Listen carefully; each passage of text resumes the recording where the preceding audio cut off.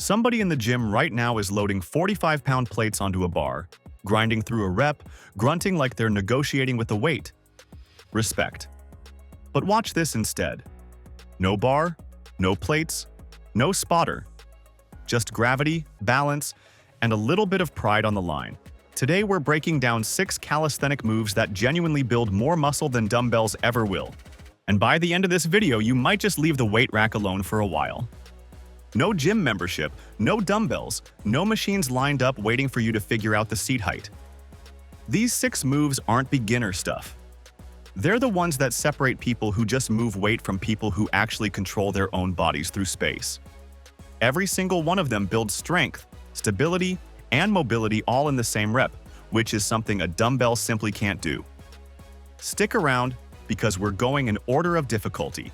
And the last one is the move that humbles almost everybody, myself included, the first time they try it. Dumbbells isolate a muscle and call it a day. Bodyweight work makes 10 muscles argue about who's doing the job. And that fight is exactly why it builds a leaner, more athletic look, instead of just a bigger number on a machine. First up, the shrimp squat. This is a single leg squat that hits your quads, glutes, and balance far harder than a dumbbell lunge or split squat ever could, and it does it without adding a single ounce of external load. Here's why it works so well. You're holding your back foot behind you, so as you drop down, you're fighting deep hip and ankle mobility demands at the exact same time your standing leg is carrying all of your body weight. There's nowhere to hide, and no way to lean on the other leg for help. A dumbbell lunge lets you cheat the bottom half of the rep, because your back leg is still touching the ground for support. A shrimp squat doesn't let you cheat anything. Your balance falls apart the second your form does, so the exercise basically corrects you in real time. The most common mistake here is rushing the descent. If you drop too fast, your knee slams toward the ground and you lose the tension that's actually building the muscle. Control the lowering phase. Breathe out as you drive back up, and keep your chest tall the entire time. If the full version looks impossible right now, that's completely normal. Start assisted, hold onto a wall or a chair for balance, and work your way down to the full shrimp squat over a few weeks. Your ankles and hips need time to catch up to what your ego wants to do. Aim for 3 to 4 sets of 5 to 8 reps per leg, and don't rush the progression. This one rewards patience more than any other move on this list. Second move, the dragon flag. This is one of the most advanced core exercises that exists, and it's not even close to being replaced by a dumbbell side bend. You're building thick, functional abs, obliques, and lower back strength through what's called anti-extension tension. Basically, your whole core is fighting to keep your body rigid and straight as you lower down, instead of letting your hips collapse toward the bench. Hanging leg raises get all the credit online, but the dragon flag is the move that actually separates a strong core from a core that just looks strong in a mirror. There's no faking your way through this one. The biggest mistake people make is letting their lower back round or their hips sag as they lower. If that happens, stop the rep there. That's your range of motion for today, and pushing past it just turns a great core exercise into a lower back injury waiting to happen. Start with your knees tucked toward your chest as you lower. Once that feels controlled and your lower back stays flat, extend one leg, then eventually both, until you're lowering the full straight body dragon flag nice and slow. 2 to 3 sets of controlled reps is plenty here. Quality over quantity matters more with this exercise than almost any other on the list. Third, windshield wipers. This is rotational core training at its finest, and it targets your obliques in a way that Russian twists and side bends genuinely can't touch. You're hanging from the bar, legs raised to about 90 degrees, and rotating side to side under full control. Your entire midsection is working to stabilize your hips and spine while your legs sweep through that arc, which is a demand a seated twist just doesn't create. I'll say it, most people doing weighted Russian twists are just swinging a dumbbell around using momentum. This move doesn't give you that option, because momentum here just means you swing off the bar entirely. Grip strength tends to be the limiting factor before your core even gives out, so don't be surprised if your forearms are burning too. That's a bonus, not a problem. Bend your knees to start if straight legs feel like too much load. It's the exact same movement pattern with less leverage working against you. As you build control, straighten your legs out and slow the tempo down even further. This pairs naturally with the L-sit we're covering later, so if your grip is already fried by that point, that's a good sign your core work is stacking up. Fourth, Korean dips. This is a triceps and lower chest move with an extreme stretch and a hard lockout that a close grip bench press or a dumbbell tricep extension just doesn't create. The body positioning is the whole trick here. Facing backward on the bars completely changes the angle of the movement. So you're getting a deep stretch through your chest and shoulders at the bottom, along with a demanding lockout at the top, all in one rep. This one's underrated because it looks unusual, but the stretch you get at the bottom is honestly better than most dumbbell pressing movements I've tried, and it makes your regular dips feel easy afterward. Go slow on the way down. Rushing the descent here is how people tweak a shoulder, since you're already asking for extra range of motion. Control it, feel the stretch, then press up with intent.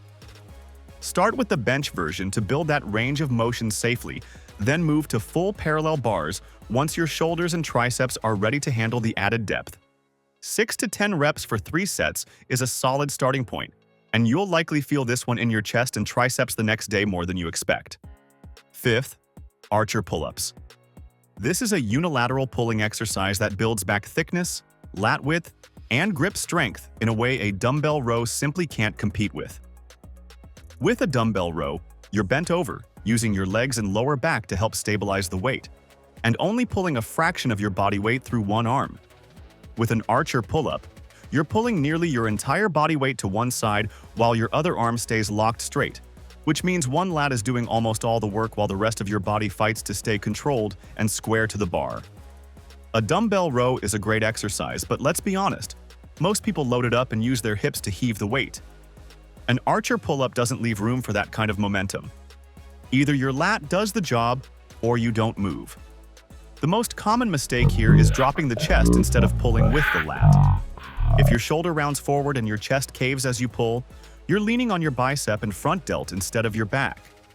Keep your chest proud, pull your elbow down and back, and really think about driving your elbow toward your hip on the working side. If the full version is out of reach right now, start by just building a strong, wide grip pull-up first. Once that's solid, lean your body weight slightly toward one hand during the pull, and gradually increase how far you shift over as your strength improves, until you can control the full archer position on both sides. 2 to 3 sets of 3 to 5 reps per side is plenty to start. This is a strength move, not a burnout move, so quality reps matter far more than chasing a high number. Grip width matters more here than people expect. Go too narrow, and you lose the lateral pulling angle that makes this exercise valuable in the first place. Go too wide, and your shoulders take on stress they're not ready for yet. A grip just outside shoulder width tends to be the sweet spot for most people starting out. What I like most about this move is the carryover. Once you can control a smooth archer pull-up on both sides, regular weighted pull-ups start to feel noticeably easier, because you've already trained each lat to handle close to your full body weight on its own. One more coaching cue. Keep your extended arm relaxed rather than rigid. A lot of people lock that arm out hard and try to muscle through with it, but it's meant to be a light kickstand for balance, not a second pulling arm. The moment it starts doing real work, you've drifted out of the archer pattern and back into a lopsided regular pull-up. Give this one time. Unilateral pulling strength usually lags behind two-arm pulling strength for a while, so don't be discouraged if your first few attempts feel far shakier than your normal pull-ups. If your gym has rings instead of a fixed bar, this move actually translates well there too, since the rotating handles let your wrists find a more natural angle as you shift your weight to one side. And the last one, the L-sit. This looks like it should be easy. It is not, and honestly, it might be the most humbling exercise on this entire list. It's a full body tension exercise. Your hip flexors, quads, triceps, shoulders, and core are all firing at once just to keep your legs parallel to the floor and your hips off the ground. No single dumbbell exercise recruits that many muscle groups working together at the same time. Push your shoulders down away from your ears and press firmly through your palms. That shoulder position alone is what separates a controlled hold from a shaky 10-second scramble. Start with your knees tucked into your chest, just holding that tension. Once that's controlled for a solid 20 seconds, extend one leg out, then the other, and slowly work your way toward holding the full L set for time. A realistic goal to work toward is a 10 to 15 second hold with clean form. Once you hit that, you're stronger through your core than the vast majority of people who only train with weights. So that's 6 calisthenic moves that genuinely outperform dumbbells for building real, functional muscle. The shrimp squat, the dragon flag, windshield wipers, Korean dips, archer pull-ups, and the L-sit. None of these need a gym membership. They just need consistency and a willingness to look a little wobbly before you look strong. Pick one of these to focus on this week instead of trying to master all 6 at once. Progress on a single move compounds faster than splitting your attention across everything. Drop a comment with which one you're starting on. If you want to keep building strength with nothing but your own body weight, subscribe for more, and I'll see you in the next one.